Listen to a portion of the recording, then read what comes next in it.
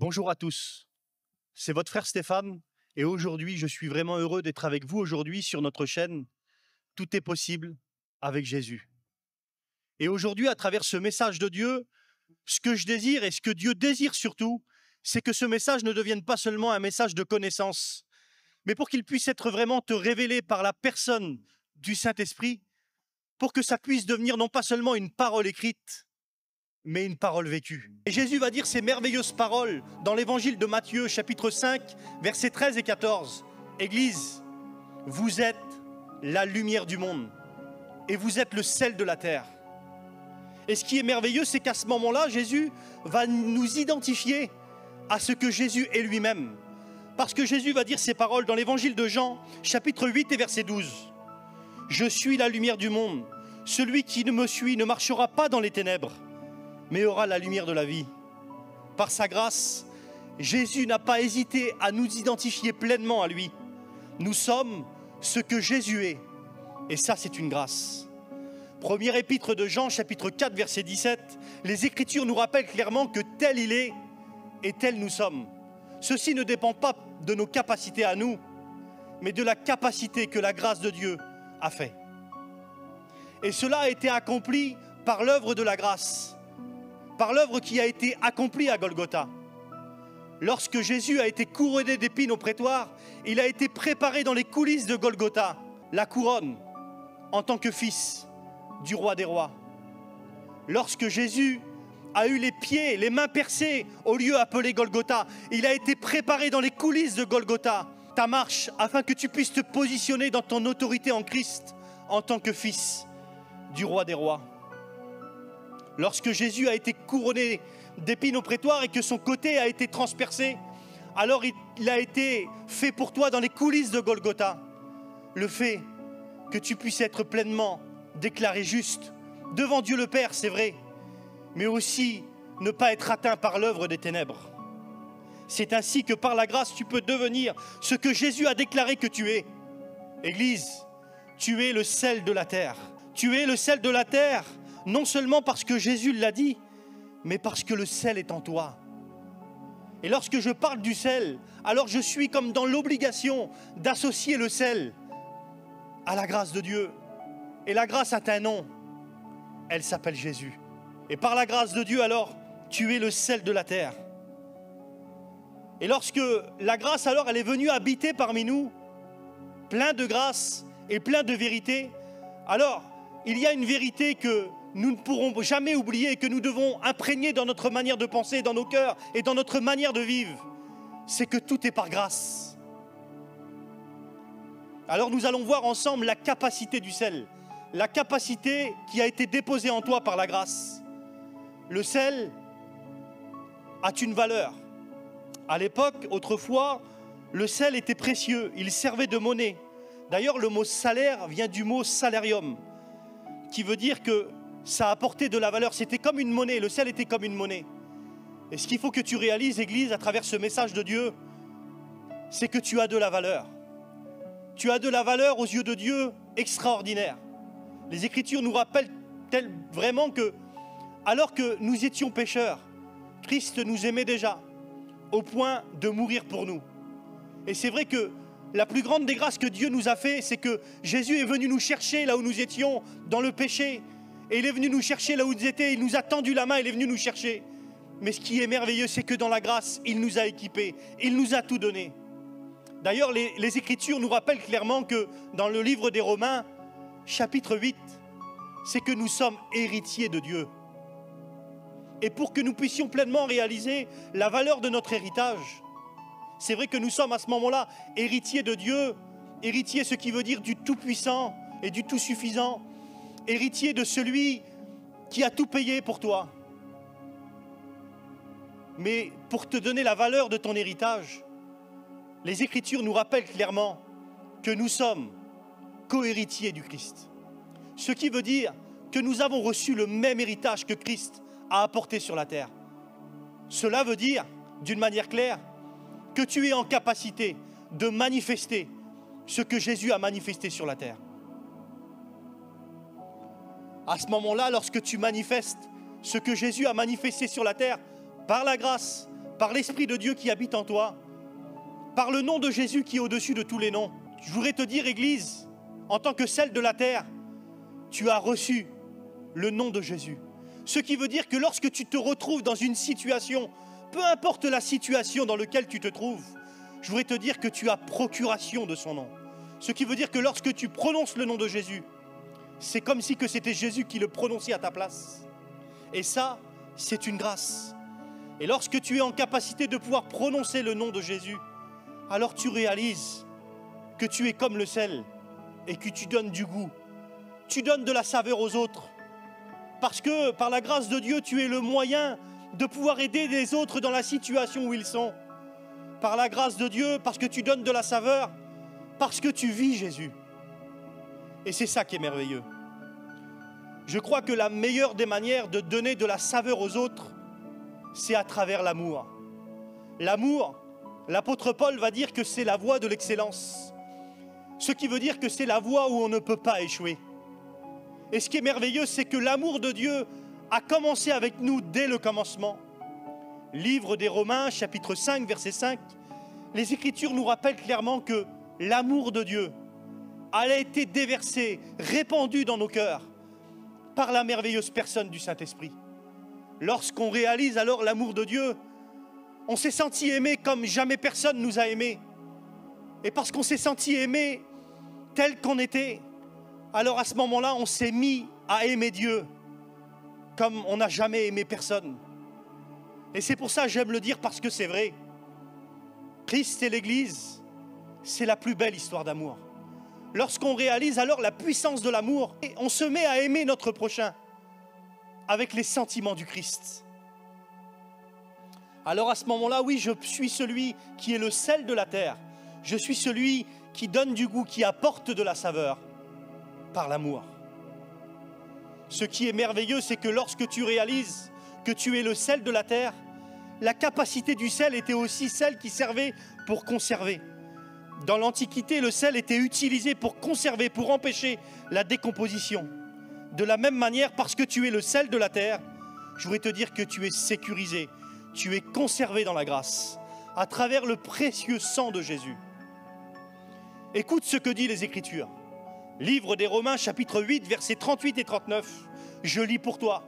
Imprègne-le dans ton cœur, imprègne-le dans ta manière de penser. Car j'ai l'assurance, alléluia, et je voudrais te dire que cette assurance se trouve dans la grâce, que ni la mort, ni la vie, ni les anges, ni les dominations, ni les choses présentes, ni les choses à venir, ni les puissances, ni la hauteur, ni la profondeur, ni aucune autre créature ne pourra nous séparer de l'amour de Dieu manifesté en la merveilleuse personne de Jésus-Christ. Oui, tu es sécurisé, gardé précieusement dans Jésus. Je voudrais te dire que lorsque les mains de Jésus ont été percées à la croix, tu as été sécurisé, gardé dans la grâce. Ton nom est inscrit dans ses mains. Et c'est pour cela qu'il faut que tu avances pleinement dans ton identité en Christ et que tu réalises et que tu vives que tu es le sel de la terre. Le sel de la terre, il faut que tu réalises, Église, qu'à travers le sel, tu es aussi un moyen de guérison et désinfecter les plaies. Le sel, à l'époque, servait beaucoup pour nettoyer les blessures et aider la guérison. Alors parce que tu es le sel de la terre, tu as la capacité, par la grâce de Dieu, d'être guéri dans tes blessures à toi. Parce que ce n'est pas parce que tu portes le nom d'enfant de Dieu que tu n'as pas encore besoin d'être guéri dans tes blessures. Parce que pour être le moyen de guérir les autres, il faut avant tout d'abord avoir été guéri. Et je voudrais te dire que la grâce de Dieu est le moyen de guérir tes blessures. Il faut que tu acceptes pleinement de te positionner dans la grâce afin de te laisser guérir et d'être le moyen de guérir les autres. Je te rappelle ce merveilleux texte des Écritures qui nous dit dans le livre d'Ésaïe, chapitre 53, verset 5. Mais il a été blessé pour nos péchés, brisé pour nos iniquités, et le châtiment qui nous donne la paix est tombé sur lui. Et c'est par ses meurtrissures que nous sommes guéris. À ce moment-là, je ne te parle pas seulement de la guérison physique, mais la guérison de ton cœur qui est blessé, et la guérison dans la manière de penser aussi. Et c'est pour cela que lorsque tu prononces le nom de Jésus, ce nom qui est au-dessus de tous les noms, que ce soit dans le ciel où des milliers d'anges l'adorent, que ce soit sur la terre où il n'y a pas plus grand roi que lui, ou que ce soit sous la terre, où Christ a écrasé la tête de l'œuvre des ténèbres, il n'y a pas plus grand nom que lui. Et c'est pour ça qu'il faut que tu réalises dans ton identité en Christ que tu as procuration de son nom. Alors, lorsque tu réalises ton identité en Christ et que tu fais partie de ceux qui croient, et si tu fais partie de ceux qui croient, je veux que tu dises Amen, parce que j'ai une parole de Dieu pour toi. Il semblerait que ce texte des Écritures a été cité des maintes et des maintes fois, mais qu'on donne à ce texte des Écritures qui est réservé alors seulement pour une élite d'hommes. Non, pas du tout. Ce texte te concerne, Église. Évangile de Marc, chapitre 16, versets 17 et 19. Je lis pour toi. Voici les miracles qui accompagneront ceux qui auront cru. En mon nom, ils chasseront les démons. Ils parleront de nouvelles langues.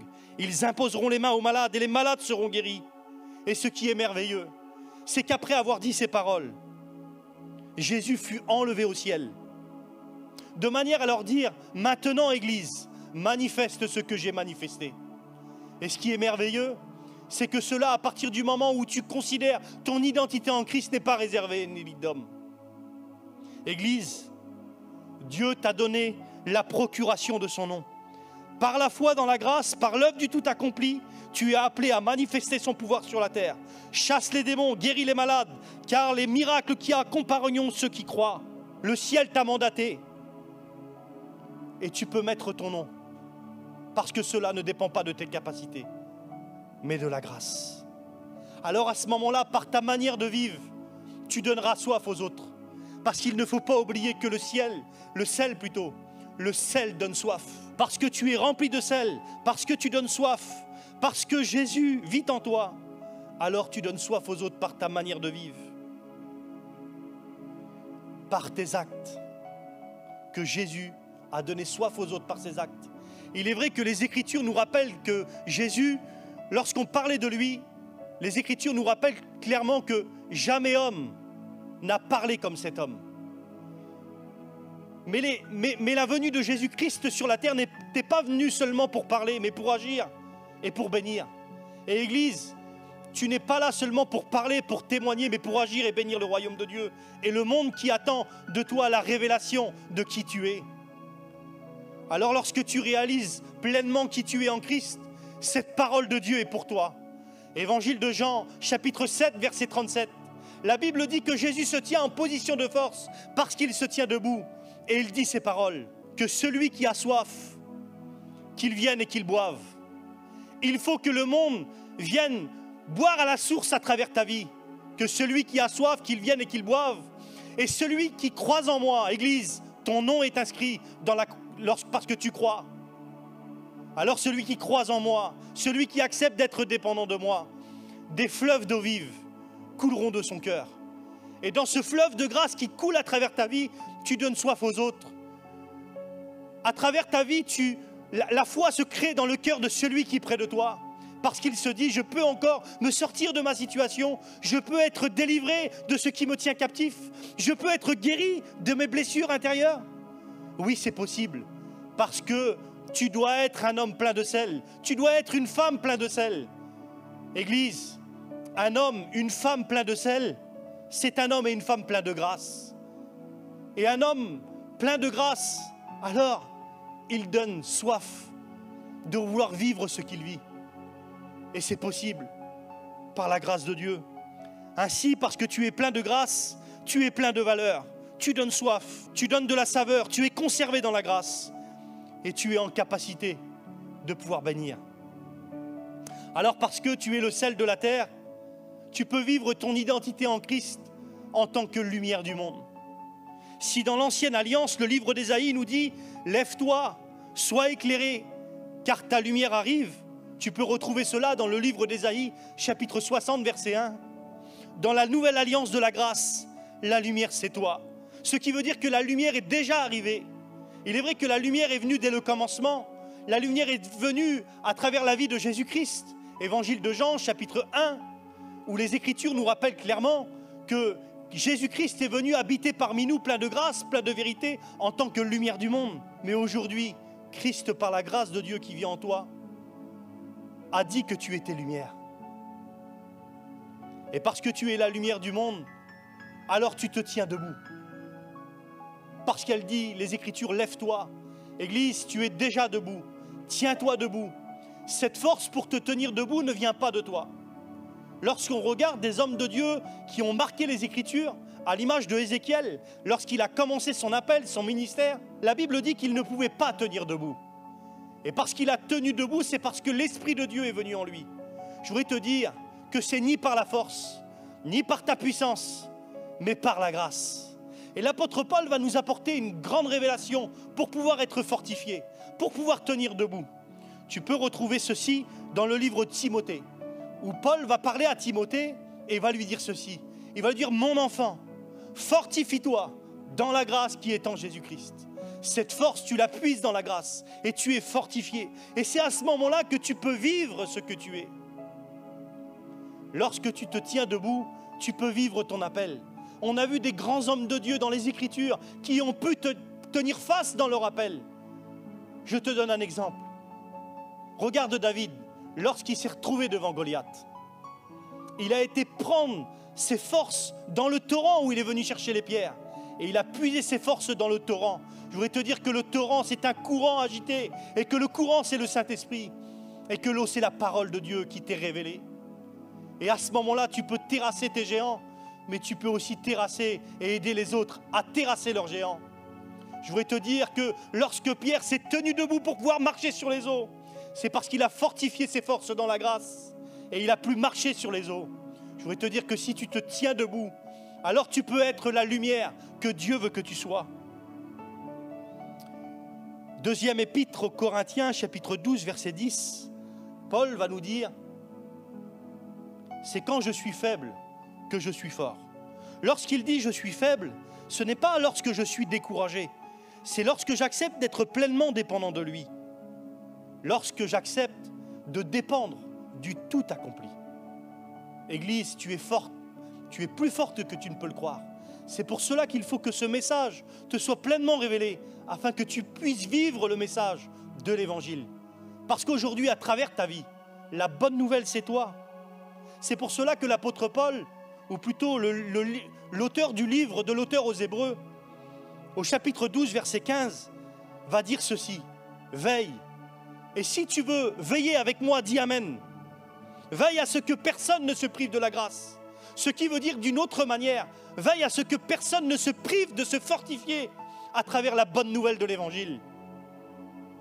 C'est de cette manière-là alors que tu peux te tenir debout et que tu peux te lever pour être le sel de la terre et la lumière du monde.